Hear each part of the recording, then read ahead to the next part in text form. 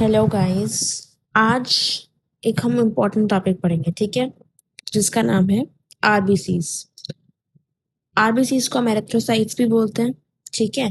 आज जो लेक्चर में हम सबसे इम्पोर्टेंट जो क्वेश्चंस हैं उन पे फोकस करेंगे, ठीक है। पहले हम जनरल स्ट्रक्चर पढ़ेंगे अपना आरबीसीज का, ठीक है। उसके बाद में हम इसका वेरिएशन पढ़ेंगे, फिर हम हीमोपोएसिस की थ्योरीज पढ़ेंगे, और फिर सबसे इम्पोर्टेंट टॉपिक एरिथ्रोपोएसिस। एरिथ्रोपोएसिस में इसका प्रोसेस, इसके स्टेजेस एंड इसकी regulation. This is the most important topic. ये पेपर में भी आता है, ये वाइवा में भी पूछते हैं, and it is very important. Last में we will do quick revision, साथ में इंपॉर्टेंट क्वेश्चंस बताऊंगी। So are you guys ready? चलो स्टार्ट करते हैं।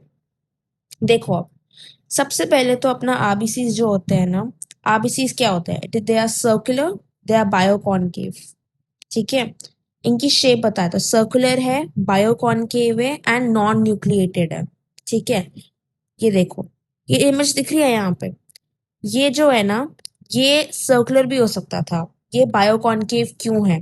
This a specific reason for RBCs being biconcave. इसके तीन रीजन है, देखो। सबसे पहले तो बायोकॉनकेव होने से it allows considerable change in cell volume. जब सेल वॉल्यूम पे चेंज हो पाएगा तो it will resist osmotic pressure, it will withstand osmotic pressure and it will resist haemolysis. Haemolysis मतलब ब्रेकडाउन ऑफ आरबीसीज, ठीक है।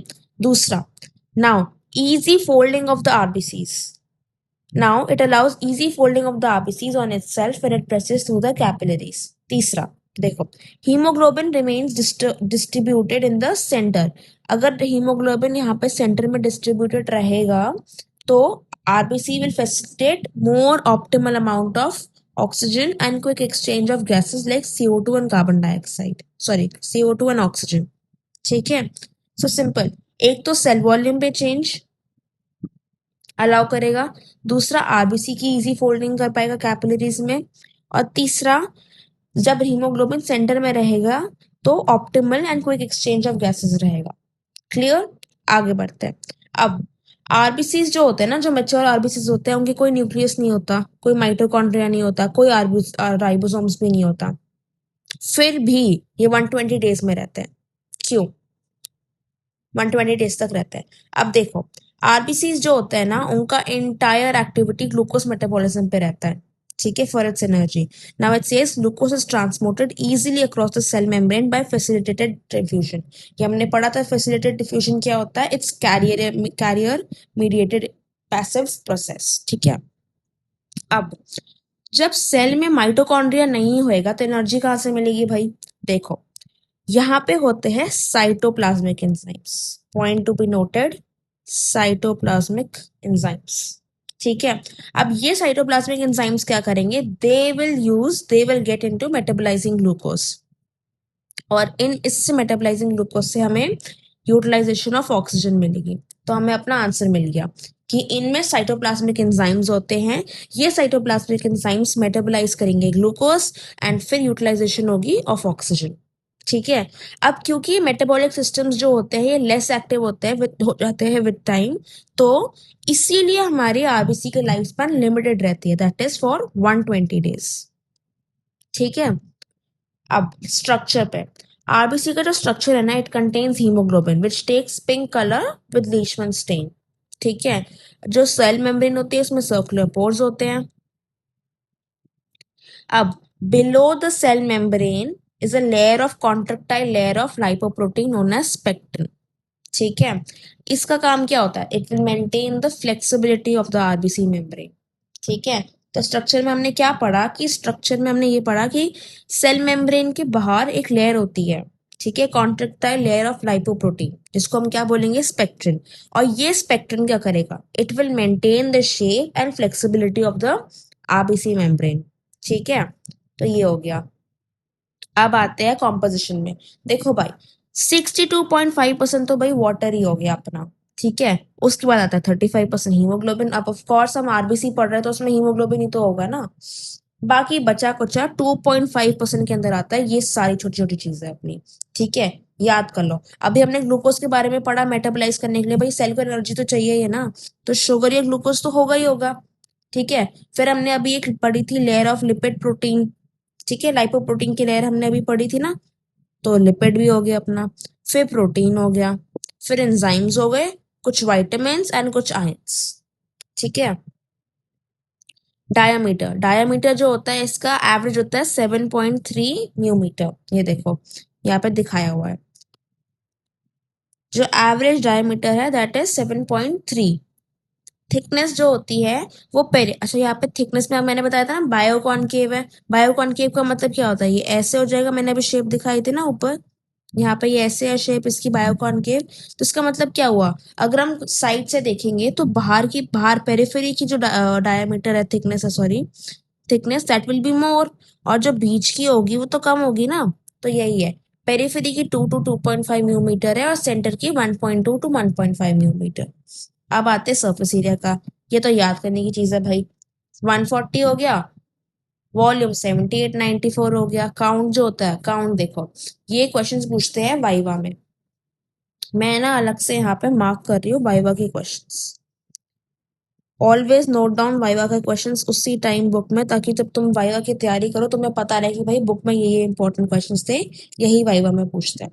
सी, बर्थ में 6.6 to 7 मिलियन पर माइक्रोलीटर होते हैं अपने आरबीसीज।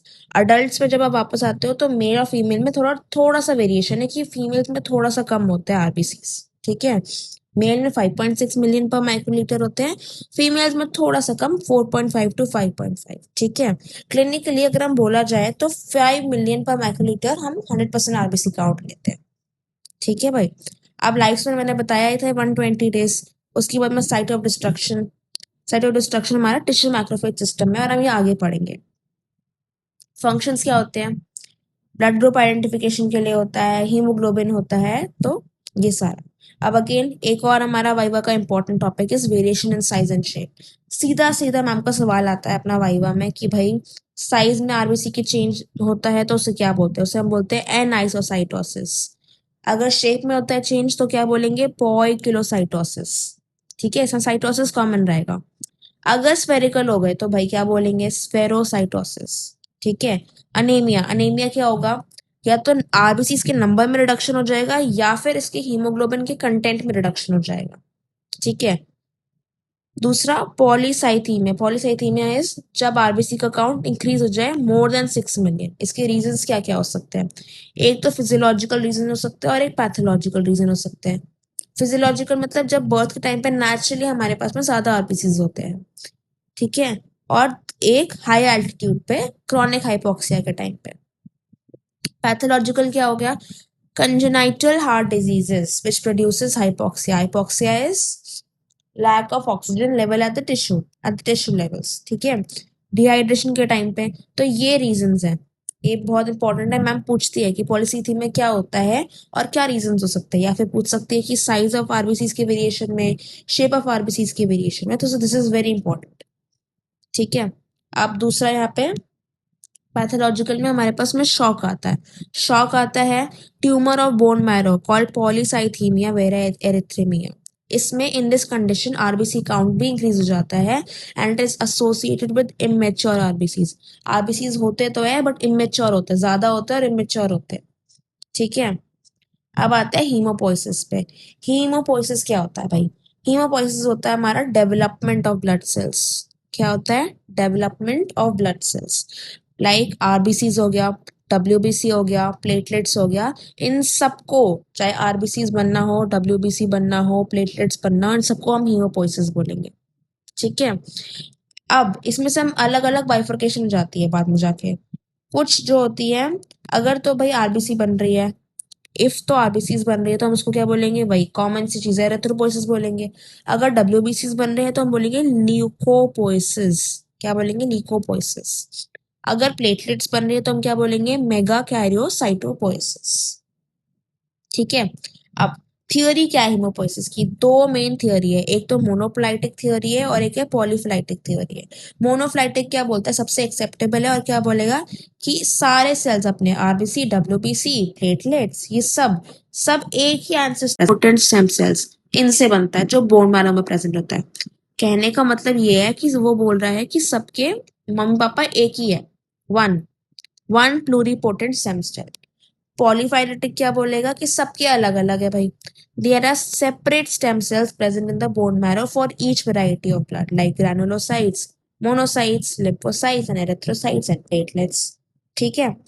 अब मोनोफ्लाइटिक थ्योरी ऑफ हीमोलाइसिस में हम क्या बोलते हैं कि जो in health the proliferation and maturation of blood cells that enter the blood from bone marrow it is regulated by two, एक तो इंटरल्यूकिन्स हो गए और एक है colony stimulating factor which are known as C S F. इसको थोड़ा ऊपर ऊपर से पढ़ लेंगे हम क्योंकि हमें बस इंटरल्यूकिन्स के बारे में थोड़ा सा जानना है एंड सीएसएफ के बारे में। इंटरल्यूकिन्स क्या होते हैं? अपने हार्मोन लाइक मैसेंजर्स होते हैं। ठीक है। They are hormone like messengers जिनमें अमीनो एसिड सीक्वेंस होता है and they are produced by lymphocytes, macrophages and other body acids. ठीक है। अब यहाँ पे देखो, ये है हमारा इंटरलूकिन्स की लिस्ट। इसमें IL-3, IL-6, 4, 5, 11 सबके अलग अलग काम है। कुछ बेसोफिल प्रोडक्शन इंक्रीज करते हैं, कुछ इसिनोफिल प्रोडक्शन इंक्रीज करते हैं, कुछ मोनोसाइट्स प्रोडक्शन इंक्रीज करते हैं, कुछ आरबीसीज, कुछ प्लेटलेट्स। ठीक है। तो इनका एक बार पढ़ना, जब रिवाइज करोगे तो तुम जब 2-3 बार पढ़ोगे तो थोड़ा थोड़ा तुम्हें याद होना शुरू हो जाएगा ये टेबल। ठीक है। ओवर द टाइम याद होगा। सीएसएफ्स क्या होता है? ये होते हैं हमारे ग्रोथ फैक्टर्स या हार्मोन्स। ये क्या करेंगे? They cause appropriate single stem cell to proliferate, proliferate होंगे। ठीक है। अब आओ एरेथ्रोपोइसिस में। ठीक है। अभी तक हमने क्या पढ़ा मैं बताती हूँ।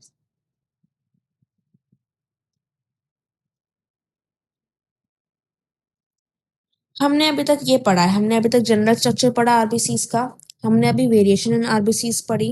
ठीक है। हमने हीमोपोइसिस की थ्योरीज पढ़ी, कौन कौन सी थी? मोनोफिलाइटिक थ्योरी थी, पॉलीफिलाइटिक थ्योरी थी। ठीक है। पॉलीफिलाइटिक के अंदर हमने क्या करा था? हमने इंटरलूकिन्स के बारे में बात करी, हमने सीएसएफ्स के बारे में बात करी थी। इधर वेरिएशन में हमने क्या क्या पढ़ा था? एनाइसोसाइटोसिस, पॉइकिलोसाइटोसिस, पॉइकिलो स्पेरोसाइटोसिस।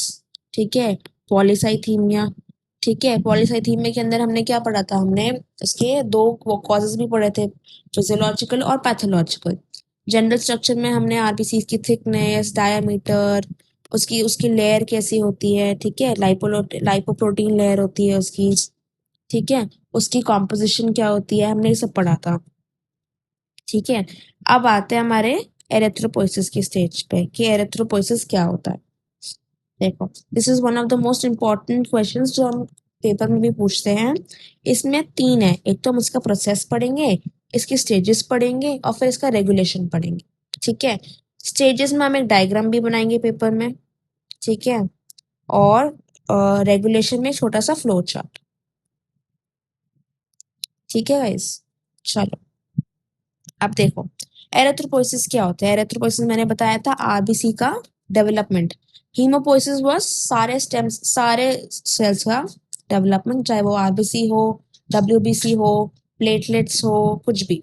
Erythropoiesis is specifically for RBCs. देखो, पहला तो है intra uterine life. During the intrauterine life first is the mesoblastic stage. Mesoblastic stage क्या होता है? In early embryo up to 3 months of the fetal life. RBC जो होते हैं हमारे मीजोडर्म ऑफ योक सैक में बनते हैं। ठीक है। अब क्योंकि एरेथ्रोपोइसिस ब्लड वेसल्स के अंदर हो रही है, मतलब मीजोडर्म होती है ना, मीजोडर्म योक सैक के मीजोडर्म में हो रही है, अंदर हो रही है ब्लड वेसल्स के, तो हम उसको इंट्रावैस्कुलर एरेथ्रोपोइसिस बोलेंगे। Simple, very simple. 3 months of foetal life तक आरबीसीज कहाँ बनते हैं? Mesoderm of yolk sac. ठीक है। क्योंकि ये ब्लड वेसल्स के अंदर हो रहा है, इसको हम बोलेंगे इंट्रावैस्कुलर एरेथ्रोपोइसिस। ठीक है। अब मीजोडर्म जो होता है उसके इसके बारे में बताया हुआ है कि it consist of syncytium of nucleated mass of protoplasm. ठीक है। जो धीरे धीरे they will give rise to network of capillary vessels. ठीक है। अब आते हैं हम अपने हेपाटिक स्टेज पे। हेपाटिक स्टेज सिंपल है, 3 months ऑफ फीटल लाइफ तक तो वहां पे हुआ अपना मीजोडर्म ऑफ योक सैक में। 3 months ऑफ फीटल लाइफ के बाद में liver and spleen they become the site of blood formation. कहाँ? Liver and spleen. ठीक है। Nucleated RBCs they develop from the mesenchyme between the blood vessels and the tissue cells। ये diagram देखो guys. This diagram is important. Teachers appreciate जब तुम ये diagram बनाते हो। जितने डायग्राम्स बनाओगे, जितने फ्लोचार्ट्स बनाओगे फिजियोलॉजी में, ठीक है, उतने नंबर मिलेंगे तुम लोगों को, ठीक है, उतने नंबर। ये देखो, this is the mesoderm, this is the endoderm, this is the wall of the yolk sac, ठीक है, this is the blood cells, this is the endothelial lining, ये जो एंडोथेलियल लाइनिंग है, ब्लड सेल्स बने हुए हैं, ठीक है। तो मैं बोल रही थी कि after 3 months of my fetal life, what liver and spleen they become the site of blood formation। तो न्यूक्लिएटेड आरबीसीज जो होंगे they develop from the mesenchyme. Mesenchyme अपना, ये मीजनकाइम देखो, मीजनकाइमल सेल्स हैं यहाँ पे ये। तो develop from the mesenchyme between the blood vessels and the tissue cells, ठीक है। अब आता है myeloid stage. What? Myeloid stage. Myeloid से क्या समझ में आ रहा है अपना? Something related to bone marrow, ठीक है।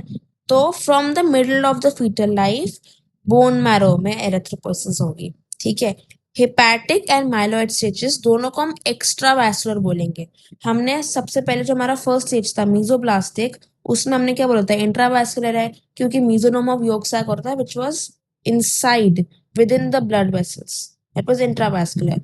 हेपेटिक में एंड माइलॉइड में इट बिकम्स एक्स्ट्रावैस्कुलर, ठीक है। अब चिल्ड्रन और अडल्ट में थोड़ा सा वेरिएशन है। चिल्ड्रन में बोन्स में, सारी बोन्स में, रेड बोन मैरो में मेनली, लिवर और स्प्लीन में, सब में होता है, ठीक है, एरिथ्रोपोइसिस। अडल्ट्स में which is after 18 to 20 years of age, from red bone marrow सिर्फ कुछ कुछ जगह पे होती है। कहाँ? Ends of long long bones like humerus and femur, ठीक है, skull, vertebrae, ribs, sternum and pelvis, ठीक है। अब बाय चांस भाई कुछ डिजीज हुआ, कुछ हुआ और हमारा मैरो डिस्ट्रॉय हो गया, तो क्या करोगे? तो वापस से liver and spleen they again become the important sites of blood formation. आया समझ में? ये देखो, मैंने अभी क्या क्या चीजें पढ़ाई। मैंने 3 स्टेजेस बताए आपको हीमोपोइसिस के, सॉरी एरिथ्रोपोइसिस के। पहला स्टेज मैंने बताया mesoblastic stage, this was intravascular,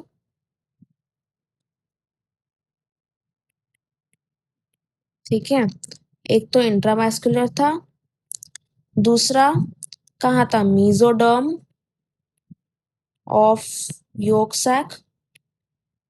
intravascular तो within mesoderm of yolk sac था, within the blood vessels था, within the blood vessels, इसलिए ये इंट्रावैस्कुलर बोलते थे, एरिथ्रोपोइसिस, ठीक है। ये हो गया। उसके बाद में मैंने बताया था दूसरा hepatic stage, this was stage 1, stage 2, hepatic. Hepatic में मैंने क्या बताया था? Liver and spleen become the site of erythropoiesis, ठीक है। कहाँ पे? फ्रॉम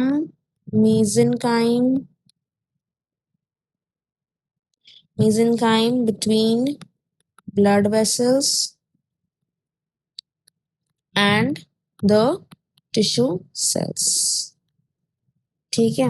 अब आएंगे हमारा तीसरा, मैंने क्या बताया था? Myeloid. Myeloid was bone marrow, correct, bone marrow. Bone marrow में मैंने 2 चीजें बताई थी, चिल्ड्रन एंड अडल्ट्स, ठीक है। चिल्ड्रन में तो सारी बोन्स जहाँ पे रेड बोन मैरो मिलता है, ठीक है, लिवर हो गया, स्प्लीन हो गया। अडल्ट्स में मैंने क्या बताया था कि लॉन्ग बोन्स में, ठीक है, लॉन्ग बोन्स में, स्कल में, वर्टिब्रे में, ठीक है, रिब्स, स्टर्नम। और पॉइंट, अगर कभी मैरो डिस्ट्रॉय हो जाए, मैरो गेट्स डिस्ट्रॉयड, तो हम क्या करेंगे? लिवर एंड स्प्लीन वापस से बन जाएंगे, ठीक है, क्लियर। 3 स्टेजेस, मेसोब्लास्टिक, हेपेटिक, माइलॉइड, इन दोनों को हम क्या बोलते हैं? एक्स्ट्रावैस्कुलर बोलते हैं।